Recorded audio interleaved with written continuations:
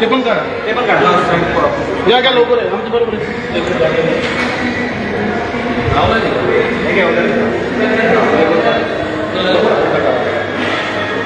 तो निकालो निकालेंगे कसं आहे बघ डिजिटल आहे का तो पेपर निकाल